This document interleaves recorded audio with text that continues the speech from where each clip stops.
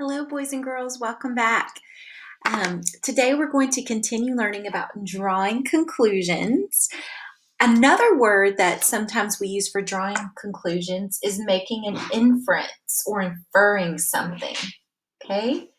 So if I say, can you infer something from this picture or this story? It's the same thing as drawing a conclusion.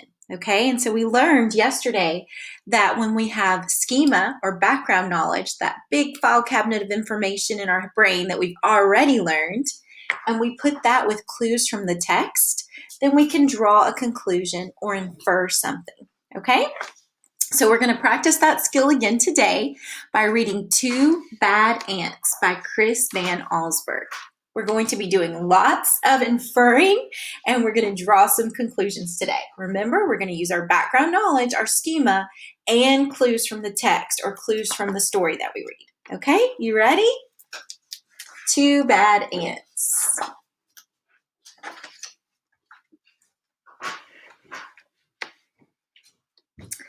The news traveled swiftly through the tunnels of the ant world.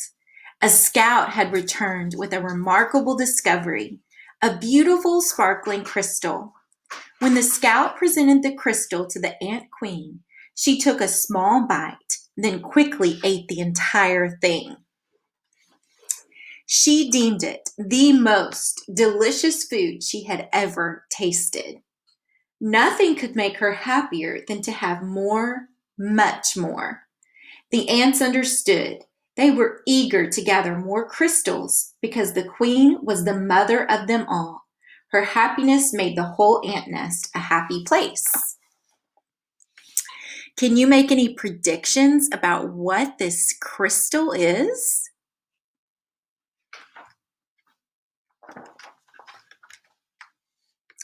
It was late in the day when they departed. Long shadows stretched over the entrance to the ant kingdom. One by one, the insects climbed out, following the scout, who had made it clear there were many crystals where the first one had been found, but the journey was long and dangerous. They marched into the woods that surrounded their underground home. Dusk turned to twilight, twilight to night. The path they followed twisted and turned, every bend leading them deeper into the dark forest.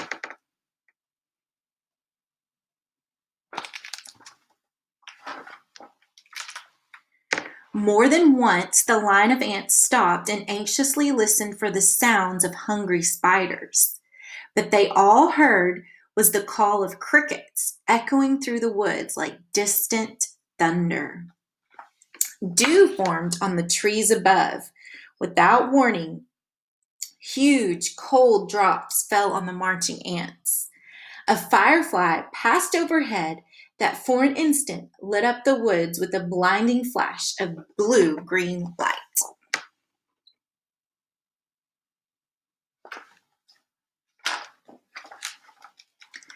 At the edge of the forest stood a mountain. The ants looked up and could not see its peak. It seemed to reach right into the heavens, but they did not stop. Up the side they climbed, higher and higher. Interesting. It says that they're climbing up a mountain and that they can't see its peak. Does this look like what you know mountains look like?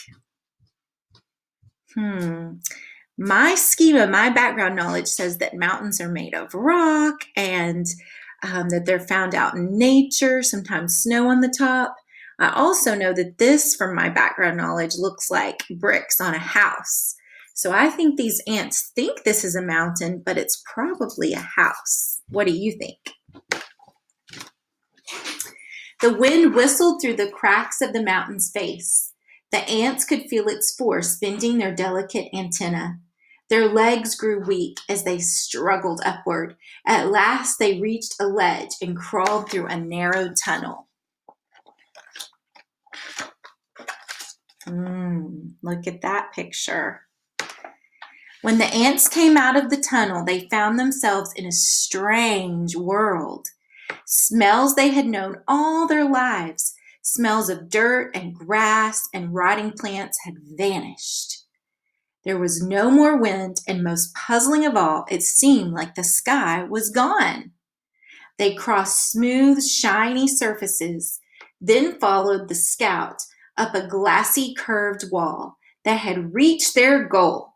From the top of the wall, they looked below to a sea of crystals. One by one, the ants climbed down into the sparkling treasure. I think my inference was correct.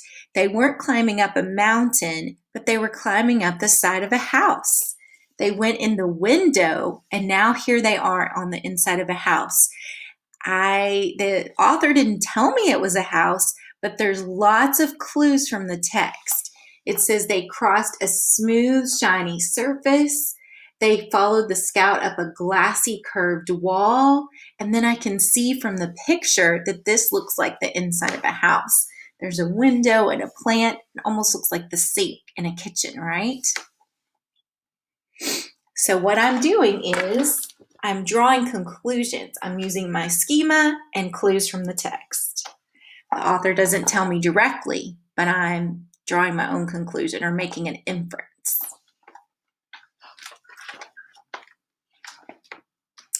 Quickly, they each chose a crystal, then turned to start the journey home.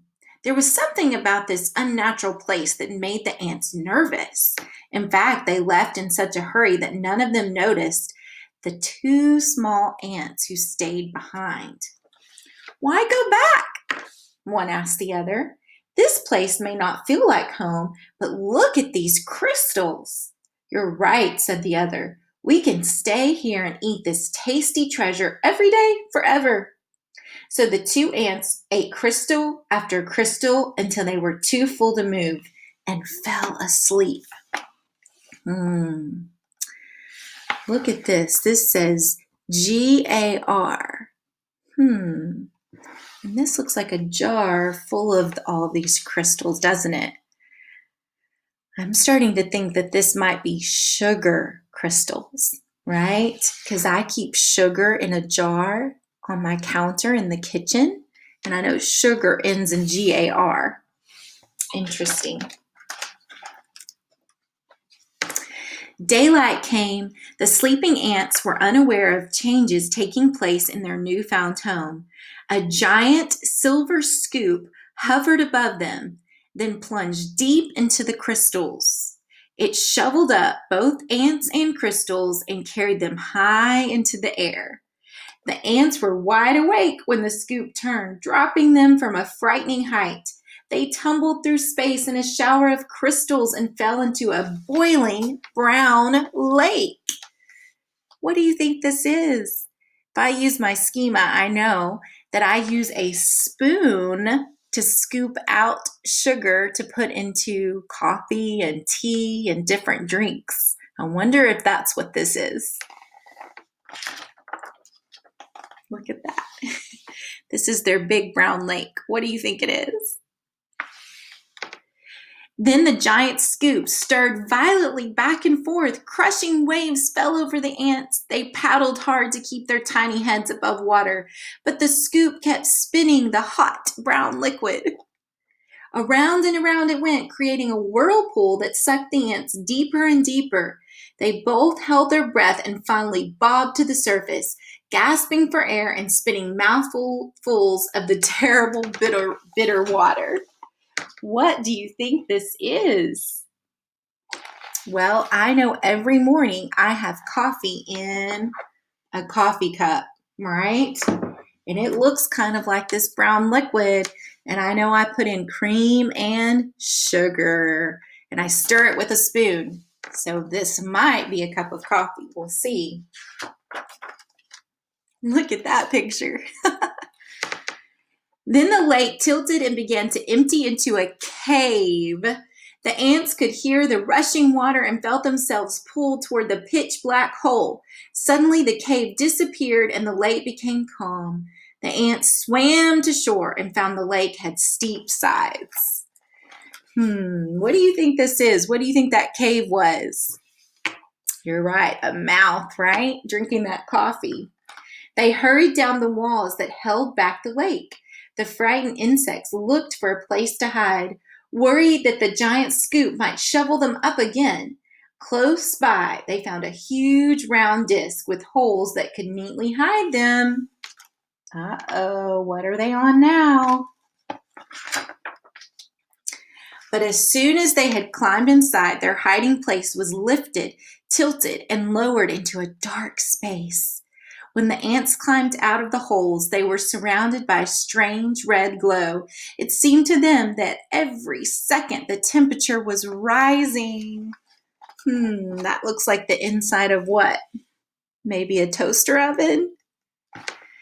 It soon became so unbearably hot that they thought they would soon be cooked. But suddenly the disc they were standing on rocked upward and 2 hot ants went flying through the air. That's when the bread pops out of the toaster oven. They landed near what seemed to be a fountain, a waterfall pouring from a silver tube. Both ants had a powerful thirst and longed to dip their feverish heads into the refreshing water. They quickly climbed along the tube. As they got closer to the rushing water, the ants felt a cool spray. They tightly gripped the shiny surface of the fountain and slowly leaned their heads into the falling stream. But the force of the water was much too strong. What do you think? Use clues from the text and clues from the picture to help you decide what is going on here. Use your schema, your background knowledge too.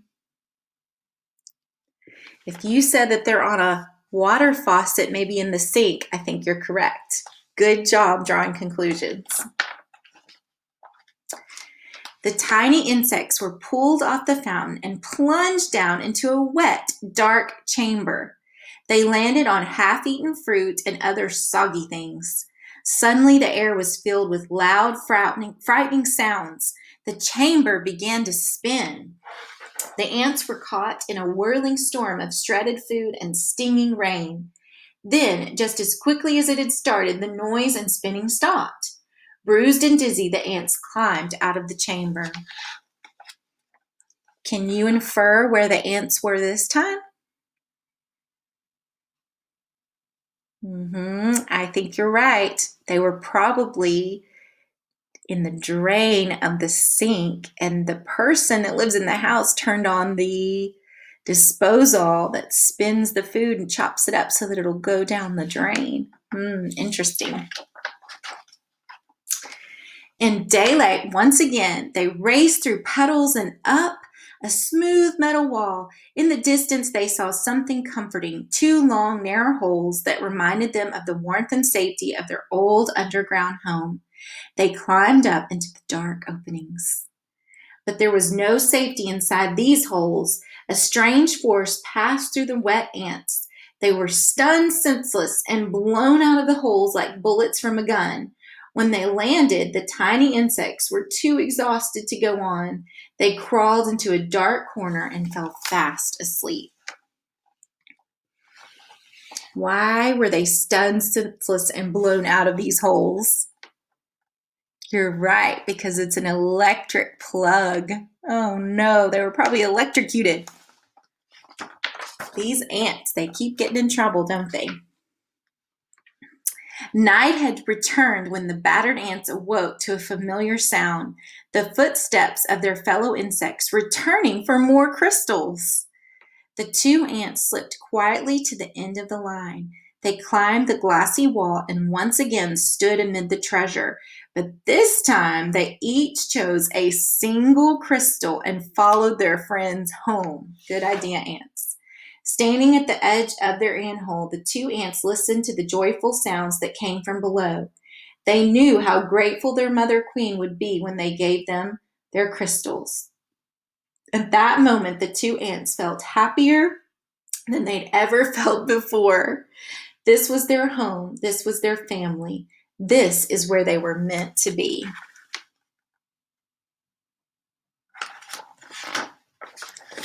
The end. I hope you enjoyed this reading of Two Bad Ants, and I hope you enjoyed practicing drawing conclusions or inferring. We had to use a lot of our background schema and a lot of clues from the text to help us understand what was happening in the story. The author didn't directly tell us what any of these things were. He didn't tell us that they were looking for sugar or that they landed in the coffee cup or that they almost got swept away when the man started drinking his coffee. The author didn't tell us any of that. We had to infer all of those things and draw conclusions on our own by using clues from the text and the pictures, and also what we know about the world around us, our background knowledge or our schema. Great job, boys and girls, drawing conclusions and making inferences. Continue your work today with this skill on your Reading A to Z assignments. I'll see you soon.